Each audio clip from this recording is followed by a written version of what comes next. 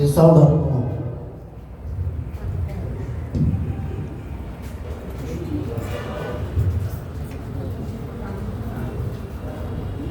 আজকে এই শুভানুষ্ঠানে উপস্থিত আছেন শ্রীজি ঠাকুরের আশীর্বাদভূত কর্মী সভাপতি শ্রদ্ধা রঞ্জন কুমার ঘোষদা, বিভিন্ন এলাকা থেকে আগত ইষ্টপ্রাণ দাদা ও মায়েরা সর্বদা আমার শ্রদ্ধা জয় নিবেদন করছি। আপনারা মহাপ্রভুর কথা শুনেছেন। মহাপ্রভুর ঘনিষ্ঠ পার্শ্বদের মধ্যে অন্যতম একজন হচ্ছেন অদ্বৈত আচার্য, আর সেই অদ্বৈত আচার্যের দ্বাদশ বংশধর হচ্ছেন সতীশচন্দ্র গোস্বামী। সতীশচন্দ্র গোস্বামী তীর্থে যাবেন, দক্ষিণ ভারতের অনেক বড় বড় প্রসিদ্ধ তীর্থে তিনি যাবেন। বাজিতপুর স্টিমার ঘাট থেকে তিনি স্টিমারে উঠবেন, কিন্তু দেখা গেল সতীশচন্দ্র গোস্বামী স্টিমার ঘাটে পৌঁছানোর পরে তিনি জানতে পারলেন স্টিমার বাজিতপুর ঘাটে আসতে অনেক বিলম্ব আছে।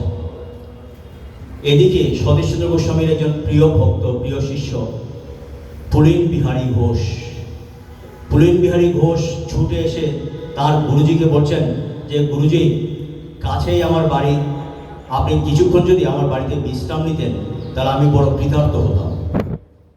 সতীশচন্দ্র গোস্বামী ভাবছেন উত্তম প্রস্তাব, জাহাজ ঘাটে বসে থাকার চেয়ে নিজের প্রিয় শিষ্যের বাড়িতে বিশ্রাম নেওয়া অনেক ভালো।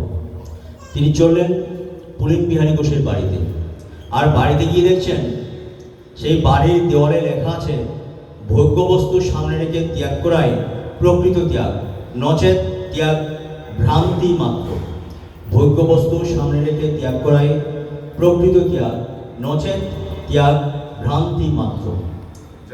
তিনি চমকে উঠলেন। এই বাণীটি দেখে সতীশচন্দ্র গোস্বামী চমকে উঠলেন।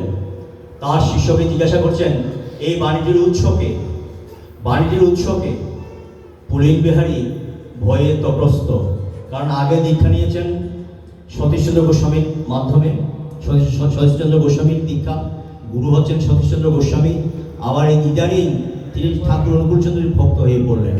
তিনি ভয়ে ভয়ে বলছেন, আগে ওই যে পাবনার ঠাকুর অনুকূলচন্দ্র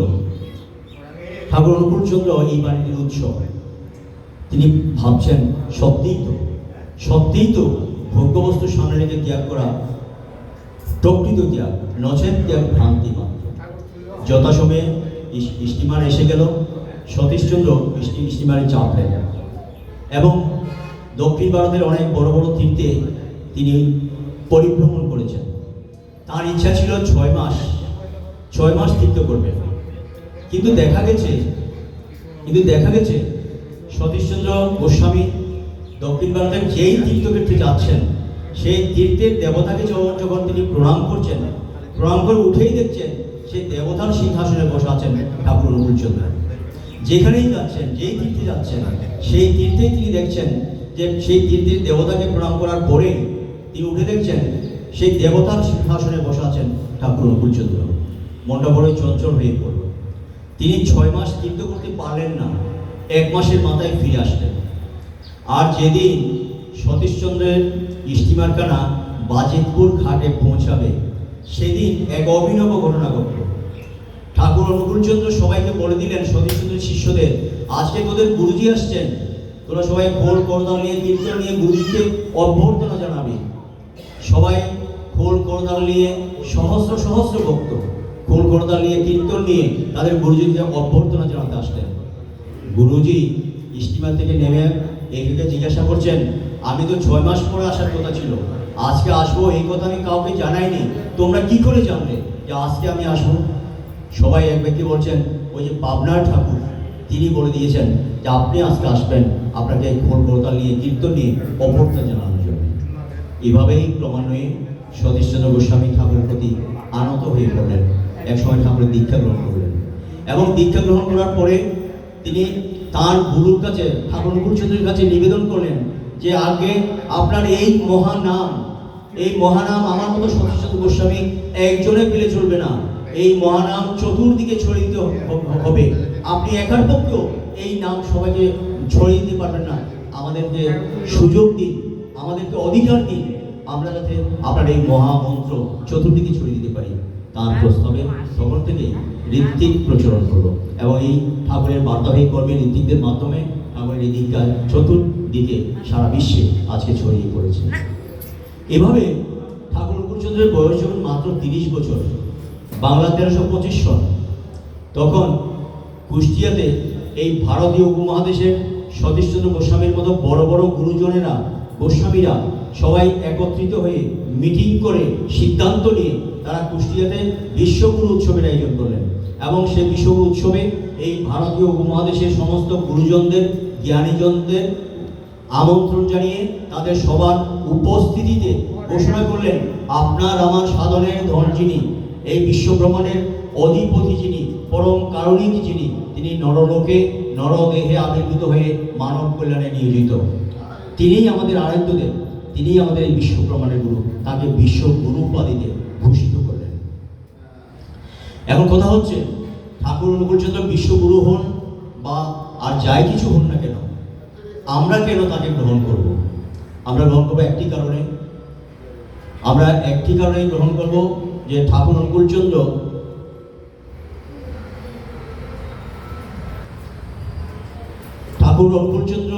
এমন একটি ধর্ম আমাদের কাছে উপস্থাপন করেছেন, যে ধর্ম হচ্ছে একটা জীবন্ত ধর্ম। এখানে কাল্পনিকতার, অলৌকিকতার কোনো স্থান নেই।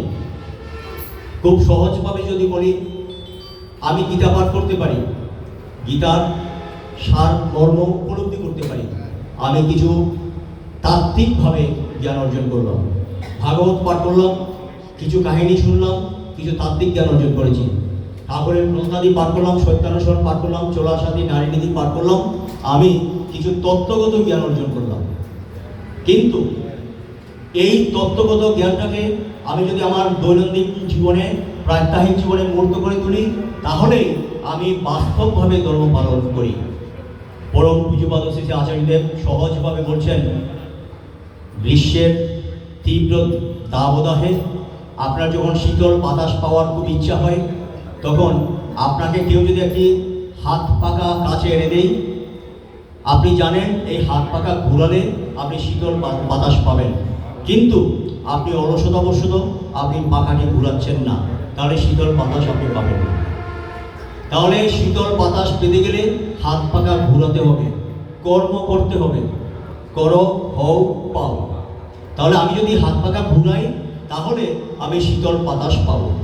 তাহলে এই হাত পাকা ঘুরানোটাই হচ্ছে কর্ম, এবং এটা বিধি মাফিক কর্ম।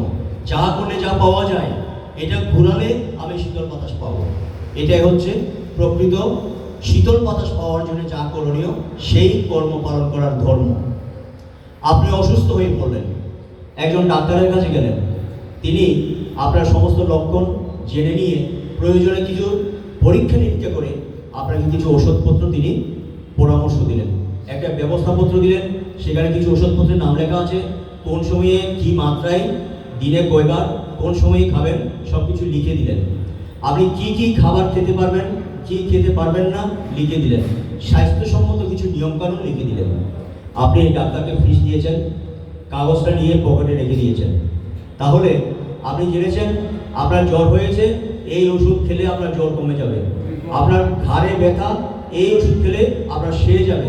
এটা একটা তত্ত্বগত জ্ঞান। আর যদি আপনি দোকান থেকে ওষুধ কিনে এই ওষুধগুলো খান, তাহলে আপনি সুস্থ হয়ে উঠলেন, রোগী হিসাবে রোগীর ধর্ম পালন করলেন। ঠাকুর এই ধর্মের কথা আমাদের বলেছেন। আপনি কৃষিকাজ করতে যান, কৃষক হিসাবে আপনার কিছু নীতিবিধি মেনে চলতে হবে। আপনি ব্যবসায় করুন, ঠাকুর ব্যবসায়ের পঞ্চনীতি দিয়েছেন। আপনি শিক্ষকতা করুন, আপনার জন্য কিছু নীতিবিধি ঠাকুর দিয়েছেন।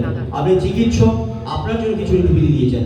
এভাবে আমরা যে কাজেই নিয়োজিত থাকি না, পেশাগত হোক, পারিবারিক হোক, সাংসারিক হোক, অর্থনৈতিক, সামাজিক, সর্বক্ষেত্রে আপনি খুব বড় রাজনীতিবিদ হতে পারেন, আপনার জন্য ঠাকুর কিছু নীতিবিধি দিয়েছেন।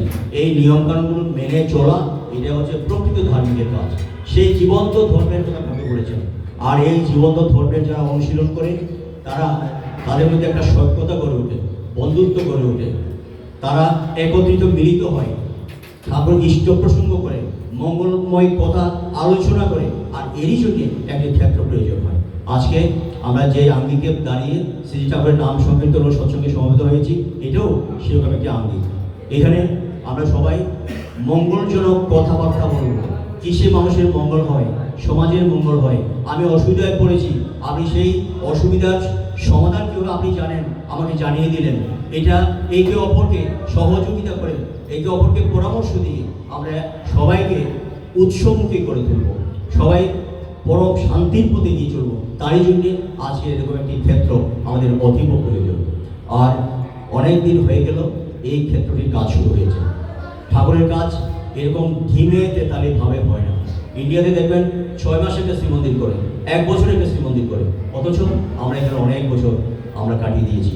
আমরা ভাবছি এটা ঠাকুরের কাজ, আর আমি ঘরে যেটা করি সেটা আমার কাজ। আসলে ঠাকুরের কাজ করতে কিছু নেই, সব কিছু আমার প্রয়োজনে আমার কাজ। সেদিন একজন ভক্তদের আলোচনা শুনছিলাম, এই যে ইষ্টবৃত্তি করি, ইষ্টবৃত্তিটা আমার প্রয়োজনে করি। কেন করি? ইষ্টবৃত্তি হচ্ছে দীক্ষার গোটা। ইষ্টবৃত্তির মাধ্যমে দীক্ষাটা চেতন থাকে, জীবিত থাকে দীক্ষাটা। এই দীক্ষাকে জীবিত রাখার জন্য আমার মধ্যে যে ঠাকুর যে মন্ত্রটা দিয়েছেন, এই মন্ত্রটা আমার মধ্যে সঞ্জীবিত রাখার জন্য আমি ইষ্টবৃত্তি করি। আমি প্রার্থনা করি আমাদের মধ্যে আমরা সবাই একতাবদ্ধ হওয়ার জন্য। সবাই একটা নির্দিষ্ট সময়ে প্রার্থনা করি, এটা আমরা সবাই আমাদের মধ্যে ঐক্য গড়ে উঠে, সংহতি গড়ে উঠে, আমরা একতাবদ্ধ হয়ে উঠি। আমি যেটা পারি না সমষ্টিগতভাবে আমরা সেটা সম্পন্ন করতে পারি। তাই এটাকে মনে করবো এটা আমারই কাজ। আমি বাড়ি করতে গেলে যে কোনো প্রকারে ওটা কোথায় ভালো ইট পাওয়া যাবে, কোথায় ভালো বাড়ি পাওয়া যাবে, কোথায় একটু কম দামে রড পাবো, কার কাছে গেলে কি হবে, এরকম ধান্দা যেমন আমার কাছে থাকে, ঠিক তেমনি ঠাকুরের এই শ্রীমন্দিরের কাজ করতে গিয়েও আমাদের মধ্যে সেই ধান্দা থাকা প্রয়োজন। তাহলেই আমরা ঈশ্বরের হয়ে উঠতে পারি। আর যতই আমি ঈশ্বরের হয়ে উঠতে পারি, যতই আমার মনটাকে ঈশ্বরে নিয়োজিত করে রাখতে পারি, ন্যস্ত করে রাখতে পারি, ততই তার সুদৃষ্টি আমার উপর থাকে। আমার তখন আর ভাত কাপড়ের অভাব থাকে না, আমার আর অভাব অভিযোগ থাকে না, আমি রোগে কষ্ট পাই না, শোকে কষ্ট পাই না, আমি বিধি মাফিক চলতে অভ্যস্ত পাই। তখনই আমরা পরম মঙ্গলে অভিষিক্ত হয়ে উঠতে পারি। আপনার আমার সবার মঙ্গলের জন্যে, আপনার আমার ভবিষ্যৎ প্রজন্মকে একটা সুন্দর ব্যবস্থা গড়ে দেওয়ার জন্যে আজকের এই শ্রীমন্দির। আমরা সবাই এগিয়ে আসি এই শ্রীমন্দিরটাকে খুব দ্রুত সময়ের মধ্যে। মনে করবেন না এখানে কিছু টাকা দিলেই কাজ হয়ে গেল, তা নয়। কিন্তু এখানে কোন কাজটা, প্রত্যেকটি কাজ যাতে সুন্দরে সমাহিত হয়। তিনি রাজাধিরাজের ঘর, কাজে সেই ঘরটা কেমন হওয়া প্রয়োজন, এটা আমাদের ধ্যানে থাকা প্রয়োজন। আমরা যখন ভোরবেলা উঠে কিছু করে ঠাকুরের নাম করি, ধ্যান করি, তখন যখন ওই চিন্তাটা আসে যে কিভাবে কোন জায়গাটায় কীরকম করলে এটা আরও সুন্দর হবে, তিনি খুশি হবেন, সেই চিন্তা যেন থাকে। কিভাবে খুব দ্রুততম সময়ের মধ্যে এটাকে সম্পন্ন করতে পারেন, ঠাকুরকে এখানে প্রতিষ্ঠা করতে পারেন, এই চেষ্টা করুন। সবাই ভালো থাকুন, এই প্রার্থনা শেষ করি। আমার আবার পরিচয় যেতে হচ্ছে, এই জন্য একটু আগেই নিয়ে নিলাম। আপনাদের সবার কাছে আমি ক্ষমা প্রার্থনা করছি। সবাই